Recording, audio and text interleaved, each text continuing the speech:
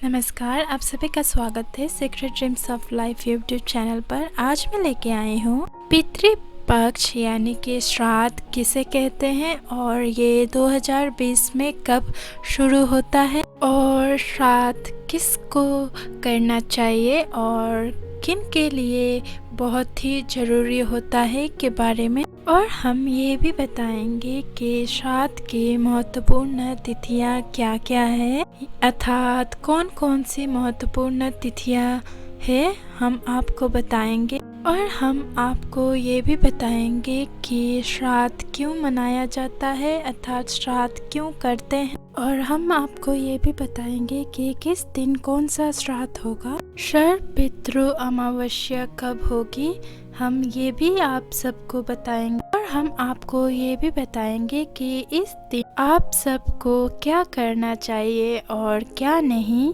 पितृपक्ष और श्राद्ध पक्ष के संपूर्ण जानकारी हम आपको देंगे। तो चलिए फ्रेंड्स, अब हम शुरू करें। पितृपक्ष यानी कि श्राद्ध पक्ष, इसको हम श्राद्ध के रूप में भी जानते हैं। भाद्रपद पक्ष शुक्ल पक्ष की पूर्णिमा को शुरू होता है, शरद पितृ अमावस्या पर समाप्त होता है यानी कि। और इस बार पितृपक्ष यानी कि श्राद्ध 2020 को 2 सितंबर से लेकर 17 दिसंबर तक होगा। हिंदू मान्यता के अनुसार पूर्वजों के नाम पर हम पूजा अर्चना करते हैं उनकी आत्मा की शांति के लिए, और इस दिन हम अपने पूर्वजों के नाम पर भोजन दान करते हैं, उनके तर्पण के लिए श्राद्ध किया जाता है। आइए अब हम बात करते हैं कि श्राद्ध का अर्थ क्या होता है। श्राद्ध का अर्थ ये होता है कि हम अपने पूर्वज यानी कि पितरों के प्रति श्रद्धा भाव से अपने पूजा अर्चना के द्वारा हम अपना श्रद्धा प्रकट करते हैं। हिंदू पौराणिक कथाओं का यह मान्यता है कि पितरों को यमलोक से मुक्त करते हैं ताकि वो पृथ्वी पर जाकर तर्पण ग्रहण कर सके। पितृपक्ष में हमारे पूर्वज हम सबको अपने घर परिवार को आशीर्वाद देते हैं, और हम पितृपक्ष के दिन अपने पितरों को याद करके अर्थात उनके नाम का हम दान दक्षिणा देते हैं और ब्राह्मणों को भोजन कराते हैं। पुराण के अनुसार पितर अपने परिजनों के पास पितृपक्ष श्राद्ध के समय आते हैं। अपने परिवार के सदस्यों से वो ये चाहते हैं कि उनके नाम पर दान दक्षिणा हो और उनको जल आदर की अपेक्षा करते हैं। पितर अगर प्रसन्न होते हैं तो आपके घर में और आपके जीवन में सुख समृद्धि आती है। उनके आशीर्वाद से आपके घर परिवार सुख शांति से रहते हैं। चलिए अब हम बात करते हैं पितृदोष का क्या अर्थ होता है और ये कैसे होता है और ये क्यों होता है के बारे में जानें। जिन परिवार के लोग पितृपक्ष के समय अपने पितरों के नाम से अन्न जल दान और श्रद्धा नहीं करते हैं, श्राद्ध नहीं करते और वो भूखे प्यासे ही धरती से लौट जाते हैं अर्थात वापस जाते हैं, आप सब से नाराज होकर वापस लौट जाते हैं। इससे परिवार के सदस्य अर्थात परिवार को पितृदोष लगता है और आपके घर में सुख शांति नहीं रहेगी, सदैव अशांति ही होगी, ऐसा माना जाता है। और ऐसा होने के कारण है पितृश्राप भी इसे कहते हैं। पितृपक्ष में जिन तिथियों में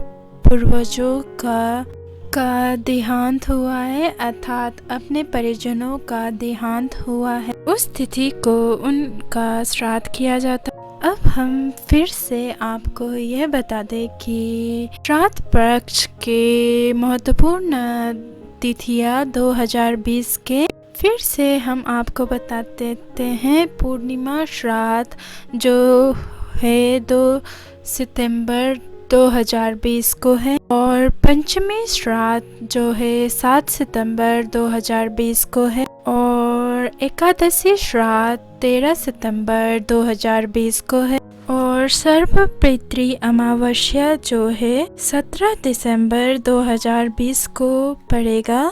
पितृपक्ष यानी कि श्राद्ध पक्ष सर्वपितृ अमावस्या के साथ समाप्त होगा। पितृपक्ष के दौरान आपको गाय कौवे को भोजन अवश्य ही कराना चाहिए। ऐसा मान्यता है कि जब हम कौवा गाय को भोजन करवाते हैं उनके द्वारा हमारे पितरों को भोजन प्राप्त होता है, ऐसा मान्यता है। और पितृपक्ष के दिन आप ब्राह्मणों को अवश्य ही भोजन करवाएं। आपसे जितना बन सकता है उसी हिसाब से आप अपने पितरों के नाम दान दक्षिणा अवश्य ही करें। आप पितृपक्ष में जब ब्राह्मण को भोजन करवाते हैं अर्थात दान दक्षिणा देते हैं तो आदर सम्मान से दीजिए। ऐसा करने से आपको पितृदोष यानी कि पितृशाप नहीं लगता और हमारे पूर्वज हमसे प्रसन्न होंगे तो हमारे घर परिवार अर्थात हमारे ऊपर सदैव आशीर्वाद बनाए रखेंगे। इससे हमारे घर पर शांति होगा और कलेश नहीं होगा और जो भी हमारे समस्याएं थी वो दूर होगा। एक बात हम आपको ज़रूर बताते हैं और आपको ये बात ध्यान रखना है कि पितृपक्ष के दिन आपको कोई भी नया कार्य शुरू नहीं किया जाता। और दूसरी बात, आपको पितृपक्ष के दौरान नए वस्तु खरीदारी नहीं किया जाता अर्थात नए वस्तुएं भी नहीं पहना जाता। और हम आपको दूसरी बात ये भी बता दें कि आपको पितृपक्ष के दौरान अपने घर परिवार में लड़ाई झगड़ा नहीं करना चाहिए, घर पे कलेश नहीं करना चाहिए। ऐसा नहीं करेंगे तो आपके पितृ आपसे नाराज़ हो सकते हैं। यदि आप घर परिवार के साथ लड़ाई झगड़ा या कलेश करते हैं इस दिन तो आपके पूर्वज यानी कि आपके जितने भी परिजन जो मृत्यु जिनकी हुई है वो आपसे नाराज़ होंगे और आपके घर परिवार में अशांति का वातावरण बना रहेगा और दुख कष्ट आपके जीवन में बना रहेगा और आपको श्राप भी लग सकता है।